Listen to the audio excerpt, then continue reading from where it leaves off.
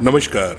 स्वागत है आपका मेरे चैनल प्लेटफॉर्म हॉरर रेडियो में, जहां मैं आपको सुनाऊंगा ऐसी ही खौफनाक रातों के किस्से किस्से अर्बन लेजेंड्स के और उन सुनसान रास्तों के जहां कोई आता जाता नहीं।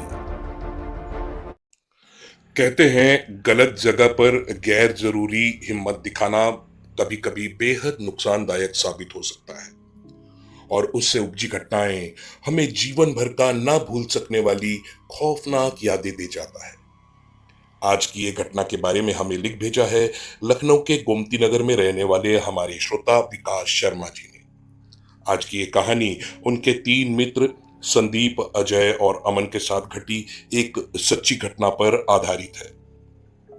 इससे पहले कि आप आज की कहानी में खो जाएं, मैं आपसे गुजारिश करूंगा कि आप हमारे चैनल प्लेटफॉर्म हॉरर रेडियो को जरूर सब्सक्राइब कर लें, जहां हम आपको हर रात सुनाते हैं सच्ची घटनाओं पर आधारित दिल को झकझोरने वाली कहानियां। कहानी पसंद आए तो लाइक और शेयर जरूर कीजिएगा और हमारे चैनल को सब्सक्राइब करना ना भूलिएगा। तो चलते हैं आज की कहानी की ओर। लखनऊ से गोरखपुर आते समय बीच में एक सुनसान जंगल पड़ता है।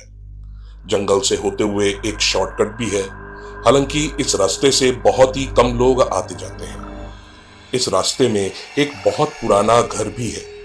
आते जाते लोगों ने इस घर को देखा तो कई बार है, लेकिन किसी की भी इसमें जाने की हिम्मत नहीं हुई।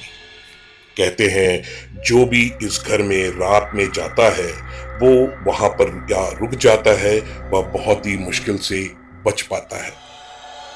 संदीप, अजय और अमन रेलवे बोर्ड की परीक्षा देकर लखनऊ से गोरखपुर लौट रहे थे और समय बचाने के चक्कर में संदीप, अजय और अमन इसी रास्ते से गोरखपुर जा रहे थे। रास्ते में उनकी कार खराब हो गई थी।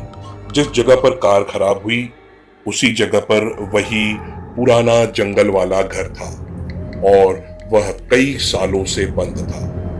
रात का वक्त, कड़कड़ाती ठंड, और ऐसे में गाड़ी ठीक उसी घर के सामने खराब हो गई। बहुत कोशिश किया कि कार स्टार्ट हो जाए, लेकिन कार कुछ ऐसी बिगड़ी कि स्टार्ट होने का नाम ही नहीं ले रही थी। संदीप बोला, ठंड बहुत है यार, ऐसे में इतनी ठंड में कार में रुकना तो मुश्किल है। बेहतर है कि सामने वाले घर में चलते हैं। अजय बोला, अरे भाई जानते हो, मैंने सुना है उस घर में जो भी गया है कभी बचकर वापस नहीं आया। उस घर में जाने के ख्याल से भी डर के मारे मेरी रूह कांप रही है। अमन ने कहा, दोस्त, डर हमारे अंदर भी है, डर उस घर के बाहर खुले आसमान के नीचे इस जंगल में भी है, और डर उस घर के अंदर भी है। कोई ना कोई डर तो हमें चुनना ही होगा। इसके बाद ठंड से बचने के लिए तीनों जंगल वाले पुराने घर के अंदर चले जाते हैं। नींद किसी को भी नहीं आ रही थी। तभी अजय बोला, छत से किसी की आवाज आ रही है। संदीप बोला, अरे तुम बेकार की बात कर रहे हो, यहां पर कोई कैसे आ सकता है। तभी अमन बोला, छत पर कोई है। इस बार तीनों को छत से आने वाली आवाजें साफ साफ सुनाई दे रही थी। अजय बोला, मैंने कहा था ना छत पर कोई है। अमन बोला, मैं देखकर आता हूं कौन है। संदीप बोला, रहने दो भाई, वापस कार में चलते हैं। अब तक छत पर से आने वाली आवाजें चीखने चिल्लाने में बदल चुकी थी। शोरगुल बहुत ज्यादा होने लगा था और आवाजें कुछ यूं आ रही थी जैसे छत पर झगड़ा हो रहा हो। बेहद बेहद अजीब सी आवाजें थी। इतने में अचानक एक नरकंकाल की खोपड़ी धड़ाम से तीनों के सामने ऊपर से आकर गिर गई। ये देखते ही तीनों की रूह कांप गई। अजय जोर से चिल्लाया। संदीप और अमन ने अजय को पकड़ा और कहा, चलो भाई यहां से निकल चलते हैं। लेकिन दोनों ने महसूस किया कि वह अजय को पूरी ताकत लगाकर खींच तो रहे थे, लेकिन अजय अपनी जगह से हिल भी नहीं पा रहा था। अमन संदीप से बोला, संदीप तुम अजय को लेकर आओ, मैं कार में पहुंचता हूं। लेकिन जैसे ही वह बाहर निकलने लगा, दरवाजे अपने आप बंद हो गए। कड़ाके की ठंड थी, मगर दहशत का माहौल कुछ ऐसा था कि तीनों पसीना पसीना हो रहे थे। इस बीच नरकंकाल की वो खोपड़ी अचानक हवा में उठी और चारों तरफ लहराने लगी। संदीप और अमन बार बार चिल्ला रहे थे, अजय भाग भाग भाग अजय। लेकिन अजय पत्थर के जैसे ही बस चुपचाप खड़ा था। इतने में हवा में लहराती उस खोपड़ी से आवाज आने लगी, अगर आज रात बच गए तो बच गए।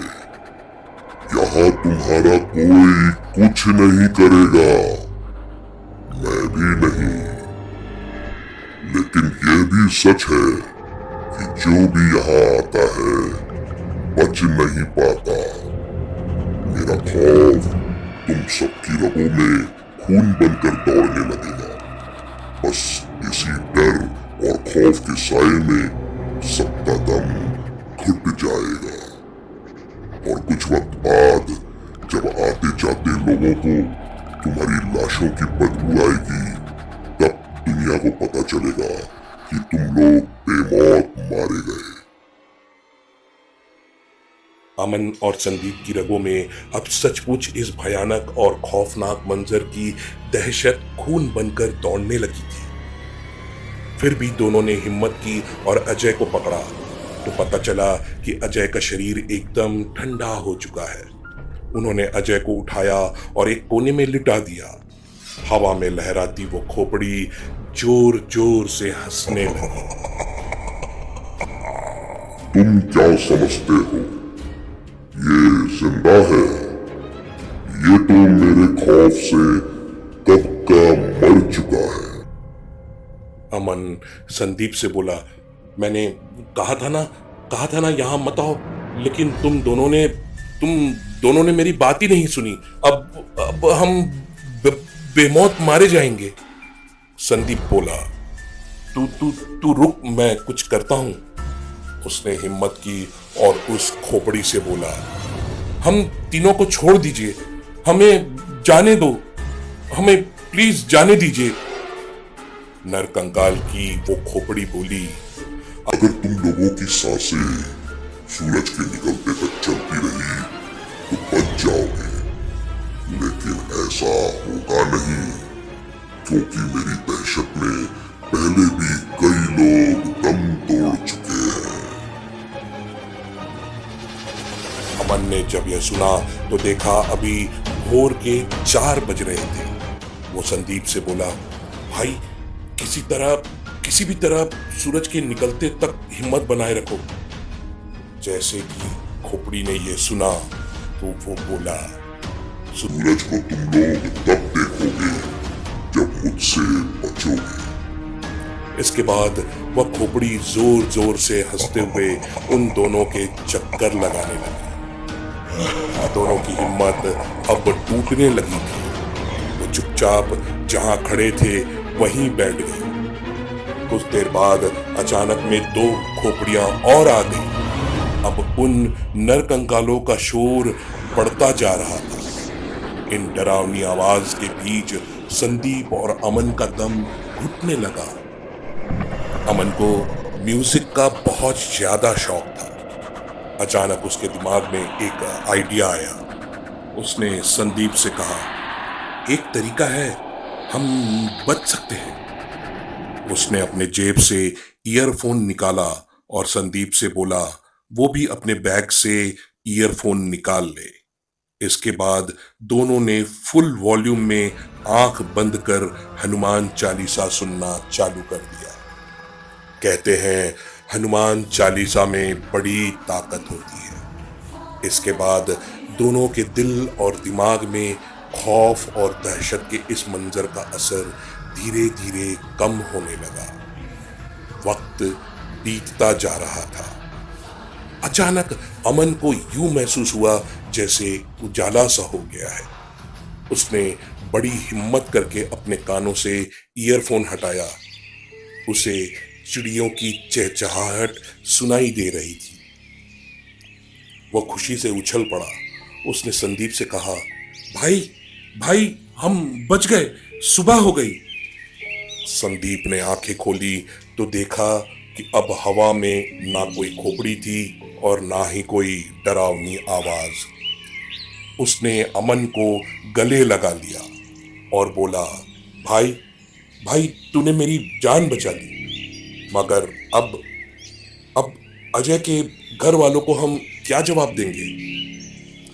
दोनों कार के पास पहुंचे और कार स्टार्ट करने की जैसे ही कोशिश की, कार ऐसे स्टार्ट हो गई जैसे उसको कुछ हुआ ही ना हो। इसके बाद दोनों अजय को कार में बिठाकर हॉस्पिटल ले गए। उसके घर वालों को फोन किया। अजय के परिवार वाले हॉस्पिटल आ चुके थे। डॉक्टरों ने अजय का चेकअप किया। संदीप और अमन ने सारी घटना डॉक्टर को बताई, लेकिन यकीन किसी को भी नहीं हुआ। डॉक्टर बोले, अजय का रेस्पिरेटरी सिस्टम अभी काम कर रहा है, मगर ब्रेन प्रॉपर ढंग से रिस्पॉन्ड नहीं कर रहा। इसके बाद अजय कई दिनों तक वेंटिलेटर पर जिंदगी और मौत से जूझता रहा, लेकिन दवा के साथ दुआ भी काम आई। अजय बच तो गया, लेकिन दहशत के इस खौफनाक हादसे ने उसके दिल और दिमाग पर बहुत बुरा असर कर डाला था। हालांकि वक्त के साथ इस खौफनाक हादसे की यादें तीनों के दिमाग से धुंधली तो हो गई, मगर वो कभी भी इस हादसे को भूल नहीं पाए। क्या आपके साथ भी कभी कोई ऐसी घटना हुई है जिसकी यादें आज तक आपको झकझोर देती हैं? अगर ऐसी कोई घटना आपके साथ घटी हो तो आप इसे हमारे साथ साझा कर सकते हैं। हम उसे अपने कार्यक्रम में जरूर शामिल करेंगे। तो दोस्तों, उम्मीद करता हूं आपको आज की ये कहानी जरूर पसंद आई होगी। कहानी पसंद आई तो आप इसे अपने दोस्तों के साथ जरूर शेयर करें और हमारे चैनल को सब्सक्राइब करना ना भूलें। तो मिलते हैं अगले एपिसोड में एक और दिल दहला देने वाली सच्ची घटना लेकर। आप देखते रहिए प्लेफॉर्म हॉरर रेडियो।